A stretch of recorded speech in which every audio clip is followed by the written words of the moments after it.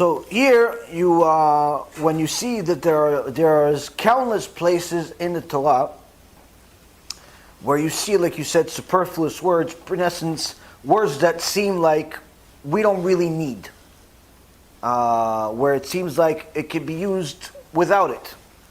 And the Gemara and the Midrashim always have not just one, but sometimes many reasons of why that extra word is there.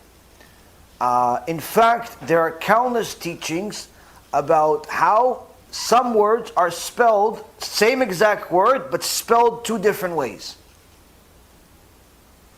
And there's countless teachings there. Sometimes there's even lessons to be learned from where a word is within a sentence. So the Torah is literally endless with the amount of teachings, and one of the ways that you could see it is, it says, kabed et avicha ve'et imecha. Honor your father and your mother. So the Chachamim say, anytime you see it, and, which means and, that's to teach you an additional lesson, aside from what the basic meaning is. So the Chachamim say, okay, so what about this verse? Kabed et avicha ve'et imecha. Honor your father and your mother. How come it doesn't say honor your parents? Or honor your father and mother? Like, or there's just another way to do it. Kabed avicha ve'imecha. So there's just a few ways to do it, to shorten it. Why the extra word? So Gemara says that's to teach you. Honor your father and your mother, but the end is in essence representing your older brother. You have to respect your parents, but also your older brother. Honor him also. So now the Chachamim come back and say, okay, anytime there's the word et, we hear there that we learn from there that it's there, that's a secret. That extra word is a secret, because you could do it instead of et, just replace it with a vav, one letter, ve instead of et. So that's to teach another halacha, another thing there. But then, one of the Chachamim that taught this, one of the Talmidim that he has, very smart, he says, okay, Rabbi, it says, fear Hashem. You must fear Hashem. Ve'et Hashem. Who else other than Hashem? So the rabbi didn't know. He says, okay, I don't know. Cancel everything I just taught you. For the last 3 hours, cancel it. A mistake. Gemara says, Rabbi Akiva, Gdol Ador comes. He says, no, the Rav was not mistaken. Here the Torah is teaching you, when Hashem says, honor Hashem, but it has that et, has that and Hashem. That's also to teach you, honor your rabbi. Why? He's Hashem's messenger. You have to, how much do you honor your rabbi? From there we learn you have to honor your rabbi like you honor Hashem. Fear Hashem, fear your rabbi. How much you fear the rabbi? Fear the rabbi like you fear Hashem. That's how much honor you have to give Talmidei Chachamim. That's how much.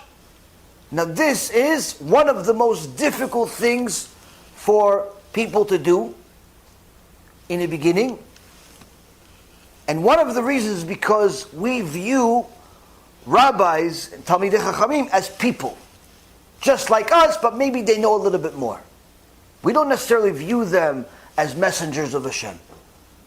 So many times people do not appreciate wisdom, appreciate the toil that it requires to acquire wisdom, appreciate Torah for what it is. It was like, big deal, he said it. So what? He said it. What? He's the king of the world? He's just a rabbi. What do you mean? He's a big rabbi. He's a Talmid Chacham. He's quoting Gemara. He's quoting Poskim. I could quote it too. But you're not. He is Talmid Chacham. Has supporters, has this, has that. You're not respecting it? only if it agrees with my reality. And that's why, Rabotai Karim, many people never acquire wisdom themselves. And one of the reasons is because the Gemara in Masechet Brachot says, Hashem gives wisdom to those that have wisdom. He does not give wisdom to fools. Why? Because fools are fools for a reason. They're fools because they don't appreciate wisdom. So even if Hashem gave them wisdom, they wouldn't know what to do with it. They don't appreciate it. But whereas the wise appreciates wisdom, and that's why he acquired it, and therefore Hashem will even give him more. So many times you see somebody not succeeding in learning Torah, not succeeding in becoming a Talmid Chacham, not because he's not reading, but because he doesn't appreciate Talmid Chachamim. He doesn't appreciate Da'at Torah. He doesn't appreciate who the Rishonim, the Achronim, who Chazal is, who the Gdolei Ador is. What's Da'at Torah? He doesn't appreciate it. Hashem says, you're a fool. Yeah, but I read a lot of books. So what? So what? Chokhmah is given by Hashem. So we learn from Rabbi Akiva, how much should we honor and fear our Talmidei Chachamim? As much as we honor and fear Hashem. Why? It has that word, it. That superfluous word. And countless other places, there are countless ways and lessons to learn. So much so that Rabbi Akiva himself, when Moshe Rabbeinu saw in prophecy the life of Rabbi Akiva, he saw him teaching in a classroom, halachot from the keter, from the crowns on top of the Hebrew letters. Anyone that ever saw the way that the Hebrew letters are drawn sometimes, it's not just like the computer, but rather sometimes they have crowns on them. And it's beautiful, but it's not for beauty. It's not those crowns on top of letters, they're not for beauty. It is beautiful, but it's not, don't ever think for a second that they're drawn there for beauty. It's a mistake. There are lessons, halachot, major secrets to learn from those crowns. And Rabbi Akiva was teaching them. It was such a high level of Torah that Moshe Rabbeinu says, I don't understand what he's talking about. Why don't you give him the Torah? Why are you giving it to me? Moshe Rabbeinu became self-conscious. Hashem says, wait a second, let him finish the shiur. And at the end of the shiur, Rabbi Akiva says, and all of what I taught you, we learned from our Rabbi Moshe Rabbeinu. Meaning what? All we did is expand on the teaching of Moshe Rabbeinu. That's it. We continued toiling in the Torah, and more layers of the onion were taken off, more of the core was uncovered, more beauty was covered, more light was covered, and that's what we have right now. Shtabach Shimo.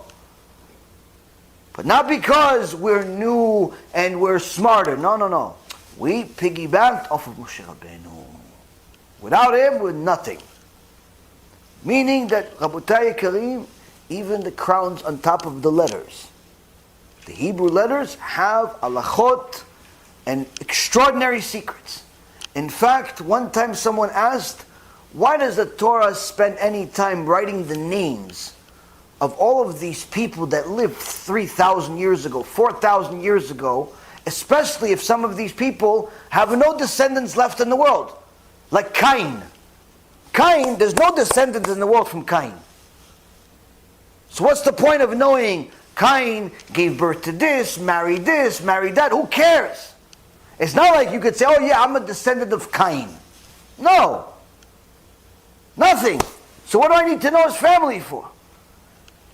Rabbi Shimon Bar Yochai says, in those names, the sections where all of us think is a waste of time, why do we even have to read names for 2 pages? The tribe of Reuven gave birth to this, gave birth to that. What do I care about these people and remember them for some test? What Hashem is testing me like I'm in high school?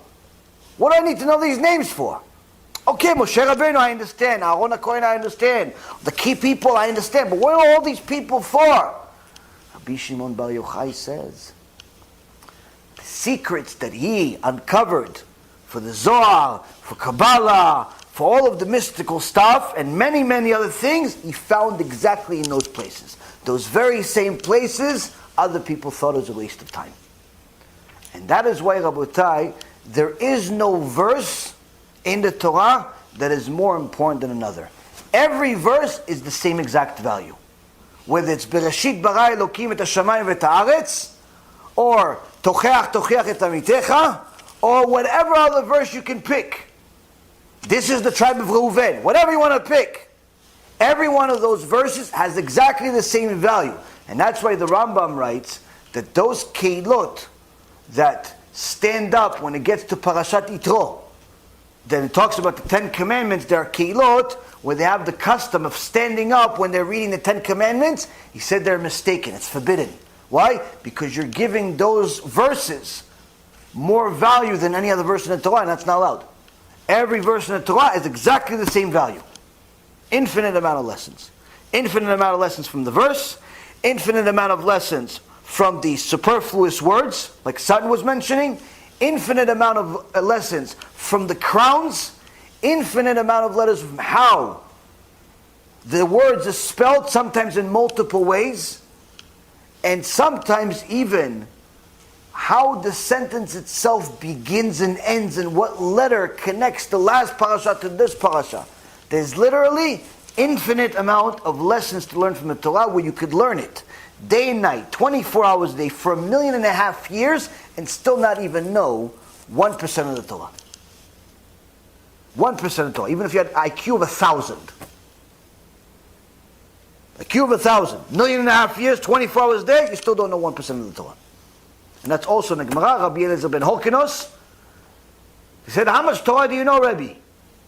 He says, I know Torah to the extent where if you take all of the land and make it into paper, and all of the trees and make them into pens, and all of the water and turn it into ink, and write all of the Torah that I know, it wouldn't be enough.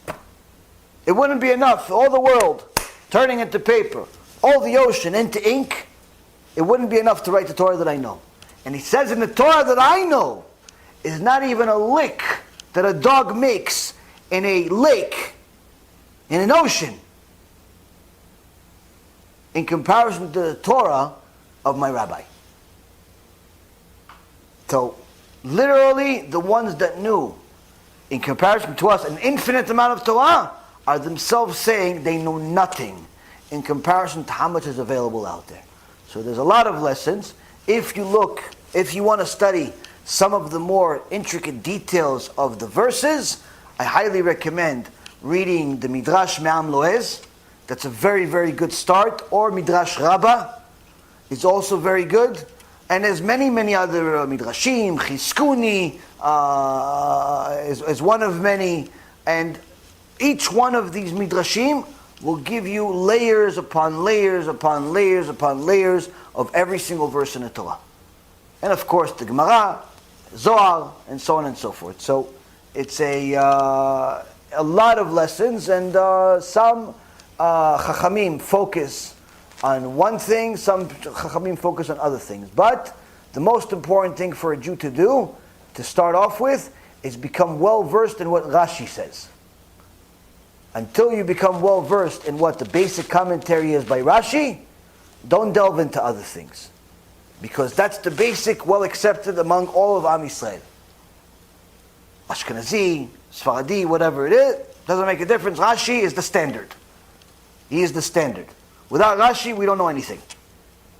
So first you become well versed in what Rashi says, and then you start delving into others and so on. Next question.